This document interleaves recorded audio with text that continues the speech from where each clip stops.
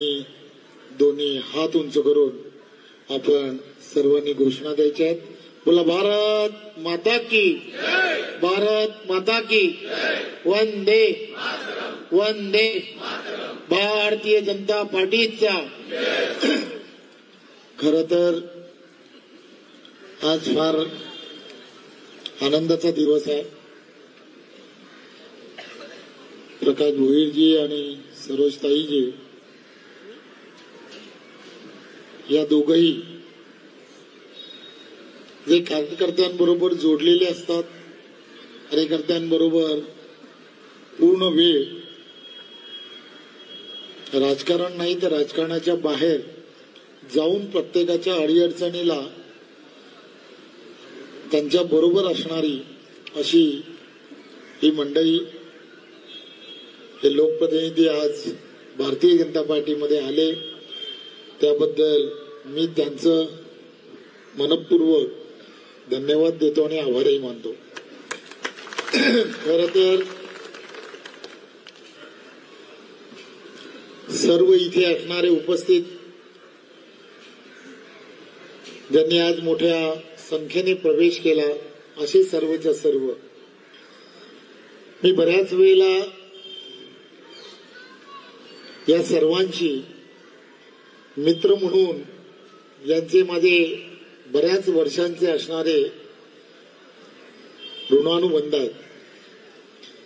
त्यामुळे राजकारणाच्या बाहेर जाऊन या सगळ्यांनी नेहमीच माझ्याबरोबर माझ्या निवडणुकांमध्ये जेव्हा जेव्हा निवडणुकीला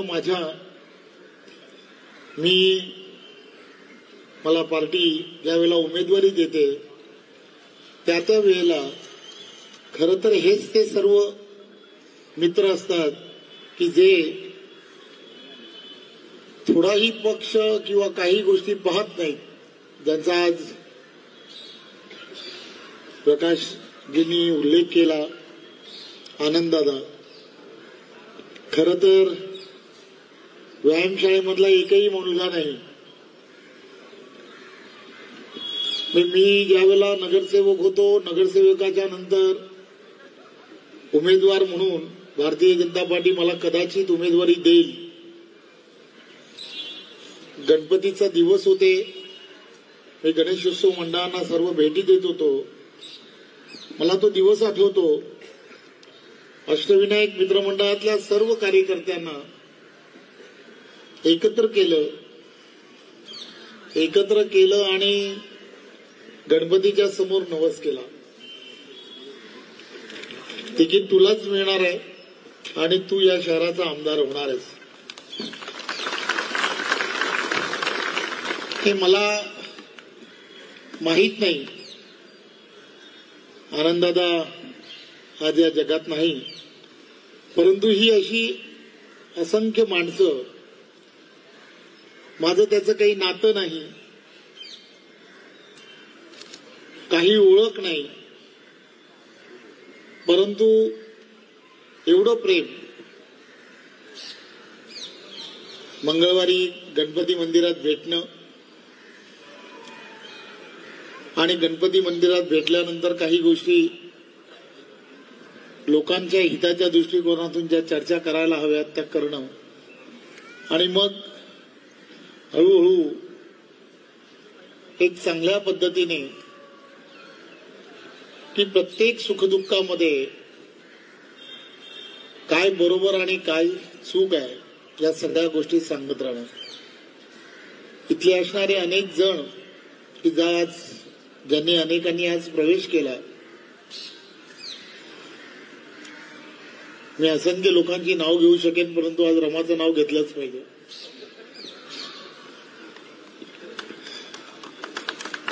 नाव घेताना संदीप नावाने प्रवेश केलाय, त्यामुळे लोकांना अजून माहीत नसणार रमाने प्रवेश केला. त्यामुळे रमा असेल, काशीनाथ असेल की ही सगळी काय ताकदीची, आणि सचिन जणस पण बाजूलाच उभा आहे, गॉगल घातला. त्यामुळे ही अशी की प्रेम करणारी अशी ही सगळी मंडळी आहेत. की ज्यांनी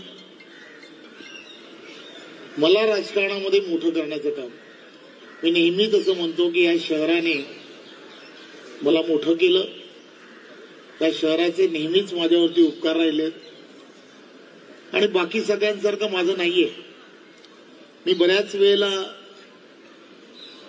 गेल्या काही दिवस ज्यावेळेला कल्याण डोंबिवलीमध्ये आपण सर्वजण जेव्हा विचार करतो तेव्हा असा विचार केला की या शहराला आणि या कल्याण डोंबिवलीला येणाऱ्या काळामध्ये जे ग्रहण आहे ते ग्रहण आपल्याला जर दूर करायचं असेल तर कदाचित तुम्हाला सर्वांना भाजपाला आशीर्वाद द्यावा लागेल, असं मी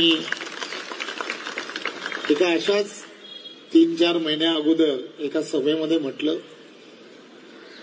त्याचं कारण पण काही वेगळं आहे आणि मग मी त्याच्यानंतरच्या काळामध्ये मी बऱ्याच जणांशी बोललो,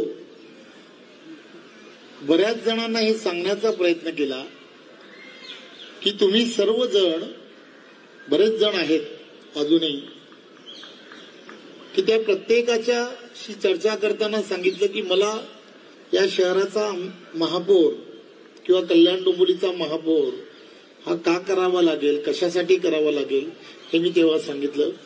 आणि मी सांगताना फक्त एवढंच सांगितलं की जे माझे मित्र आहेत ते माझ्याबरोबर येतील. आणि तेव्हापासून आजपर्यंत परिस्थिती विरोधकांची हाताबाहेर गेली आहे, यात काही शंका नाही. कारण मित्रच आहेत, दुश्मन कोण नाहीच आहेत. त्यामुळे मित्र सगळे जोडत गेले आणि एवढे जोडले गेले की आता काही मलाही थोडंसं थांबावं का असं वाटायला लागलं. त्यामुळे एक गोष्ट फार महत्वाची आहे, राजकारणाच्या बाहेर जाऊन एवढंच सांगेन की हे सर्व जे सुरू आहे ना ते शहराच्या दृष्टिकोनातून फार गरजेचं आहे. राग, मत्सर, तिरस्कार आणि अशा काही ज्या गोष्टी सुरू आहेत की ज्या येणाऱ्या काळामध्ये या शहराला आणि या शहराच्या वातावरणासाठी काही फार चांगल्या नाही. आणि म्हणून आपण सर्वजण या शहरातील असणारे यांनी एकत्र येऊन एक चांगल्या पद्धतीच्या वातावरणामध्ये पुढे जाणं हे अत्यंत गरजेचं आहे. आणि म्हणून या सगळ्या प्रक्रियेला सुरुवात केली. मला खात्री आहे सर्व कल्याण डोंबिवलीकर जी साथ आम्ही घातली तिला नक्की प्रतिसाद देतील.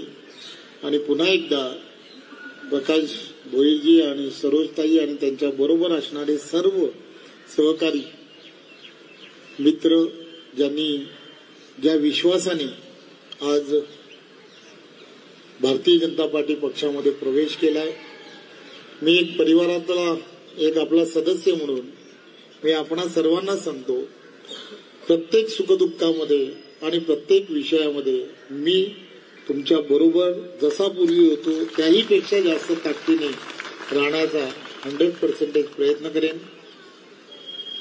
सकाळपासून मी पूर्ण 2 दिवस जेव्हा फिरत होतो तेव्हा लक्षात आलं की प्रकाश भोईरजी पण येणार आहेत. तेव्हा एक दुसरा एक पलीकडचा मित्र होता, त्यांना पण असं वाटलं की नाही मी थांबून काय करणार, म्हणून मी म्हटलं की बोललो ठीक आहे माझी काहीच अडचण नाही. त्यामुळे आम्ही सर्वांनी एकत्र महानगरपालिकेत काम केलंय, एक मित्र म्हणून काम केलं, आंदोलन सुद्धा, नंबरकारी पण एकत्र होतो. हो, हे पाणी नव्हतं शहरामध्ये तर कोण दुसरं कोणच नव्हतं, आम्हीच एकत्र होतो MIDC मध्ये जे काही करायला पाहिजे ते करण्यासाठी. म्हणजे आता बोलणं योग्य नाही परंतु ते सगळं करण्यासाठी पण बरोबरच होतो. त्यामुळे या सगळ्या गोष्टी करणारे आम्ही सगळेजण. आज सुरेश हा सुद्धा आज भारतीय जनता पार्टीमध्ये सुरेश नाईक यांचा सुद्धा आज प्रवेश होत आहे.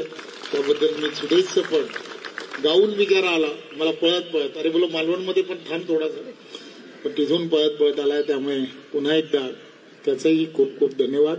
जय हिंद, जय महाराष्ट्र. आत्ताच दादांनी उल्लेख केला तसा आपल्या डोंबिवली पूर्वेचे माजी नगरसेवक सुतेजी चुडनाईक यांचाही या ठिकाणी भारतीय जनता पार्टीमध्ये प्रवेश होतोय. शशिकांत कोकाटे,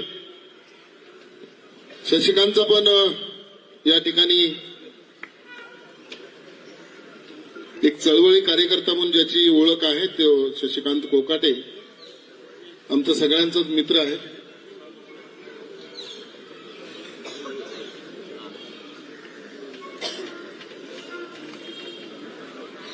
भारतीय जनता पार्टीचा मफलर